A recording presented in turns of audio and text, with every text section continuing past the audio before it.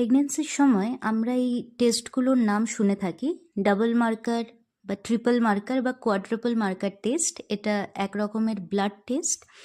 আমরা এই ভিডিওতে জানবো যে এই টেস্টের মাধ্যমে কি ডিটেক্ট করা যেতে পারে, কতটা গুরুত্ব আছে এই টেস্টের, আর এই তিনটের মধ্যে ডিফারেন্সটা কি, কোনটা করাটা বেটার।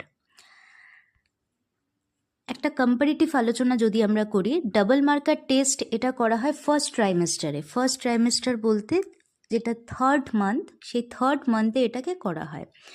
যেখানে ট্রিপল মার্কার বা কোয়াড্রাপল মার্কার এই দুটোই হচ্ছে সেকেন্ড ট্রাইমেস্টারের। দুটোকেই ধরা যেতে পারে 5 মাস বা 4.5 মাস নাগাদ এটাকে করা হয়ে থাকে। ডাবল মার্কারে যেটা মেজার করা হয় সেটা হচ্ছে বিটা এইচসিজি আর পিপিএ। বিটা এইচসিজি এটা ট্রিপল মার্কারেও মেজার করা হয়, কোয়াড্রাপলেও করা হয়। বিটা এইচসিজি একটা পার্টিকুলার হরমোন যেটা প্রেগনেন্সির টাইমে বডিতে অ্যারাইজ করে, সেটার মাত্রাটা কতটা আছে সেটা এখানে মেজার করা হয়।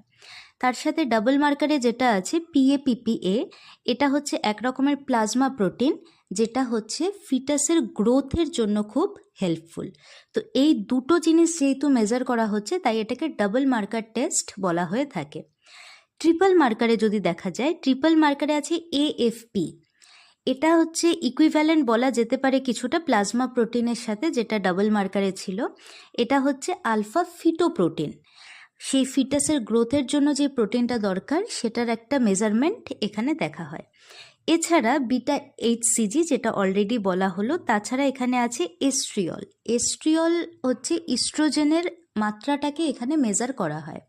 তাহলে ট্রিপল মার্কার নামটার থেকেই যেটা এখানে চলে আসে, এখানে অ্যাকচুয়ালি 3টা প্যারামিটারকে মেজার করা হচ্ছে। কোয়াড্রাপল মার্কারে সেই হিসাবে 4টা জিনিসকে মেজার করা হয়: এএফপি, ফিটোপ্রোটিন, বিটা এইচসিজি এটা একটা পার্টিকুলার হরমোন, ইস্ট্রিয়ল ইস্ট্রোজেনের পরিমাণ, আর ইনহিবিন এ এটাও হচ্ছে এক রকমের হরমোন যেটা ওভারি বা প্লাসেন্টা থেকে সিক্রিট হয় আর প্রেগনেন্সির সময় দেখা যায়। তাহলে এই তিনটে টেস্টকে যদি কম্পেয়ার করা যায়, তাহলে কিন্তু অবশ্যই কোয়াড্রাপল মার্কার টেস্টটা করাটাই বেটার। এখানে একসাথে 4টা প্যারামিটার আমরা ধরে নিতে পারছি। এবার একটু আমরা দেখব যে হচ্ছে এখান থেকে কি কি ডিটেক্ট করা যায়।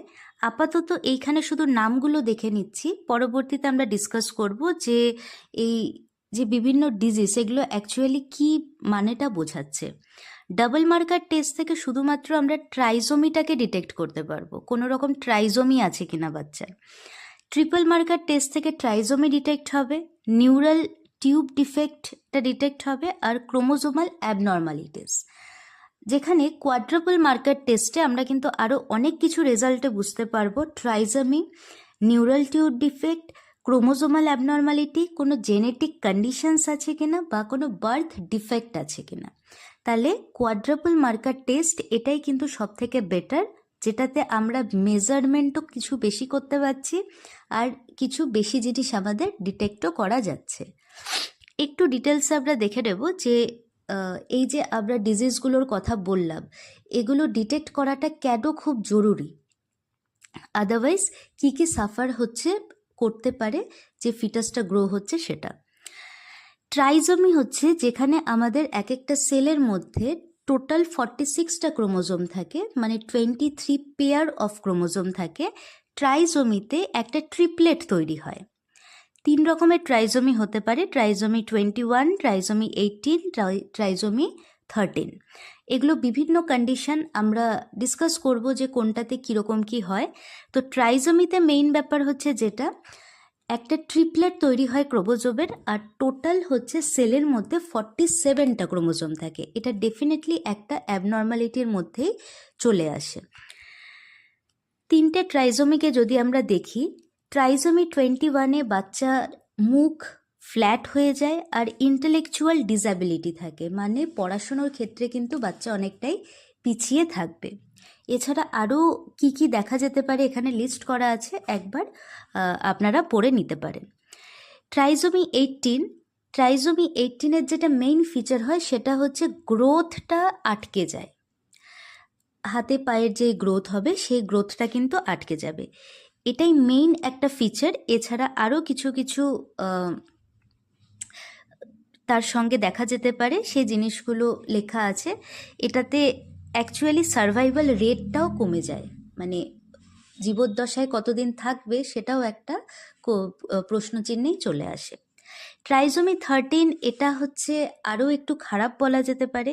এটাতে সিভিয়ার ইন্টেলেকচুয়াল ডিসএবিলিটি থাকে, মানে বাচ্চার, কিন্তু আমরা পড়াশুনোর দিকটাই বলবো, সেটার দিকে বুদ্ধিমত্তাটা অনেকটাই পিছিয়ে থাকবে ট্রাইজোমি 13-এর ক্ষেত্রে।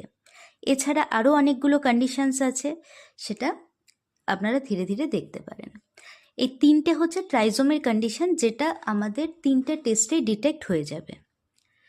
এছাড়া একটা নিউরাল টিউব ডিফেক্ট, এটা ট্রিপল মার্কার টেস্ট আর ডাবল মার্কার টেস্টে পাওয়া যায়।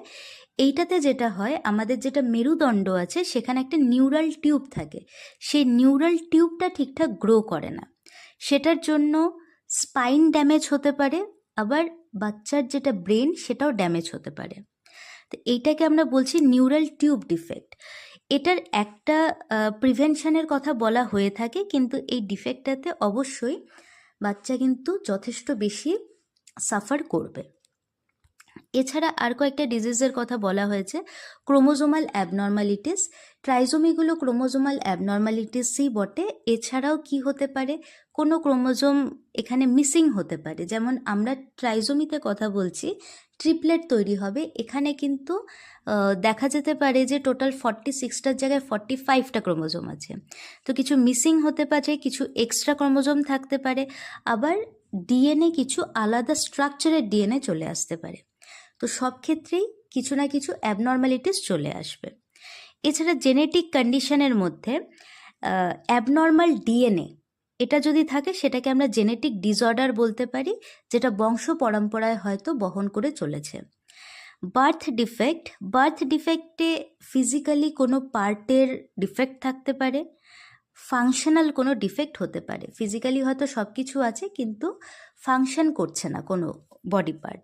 তো এগুলো হচ্ছে আমরা double marker, triple marker, quadruple marker, এই টেস্টগুলোর মাধ্যমে আমরা বুঝতে পারি যে বাচ্চার মধ্যে এরকম কোনো ডিফেক্ট আছে কি না। আর অবশ্যই এটা ডিটেক্ট করাটা খুব জরুরি।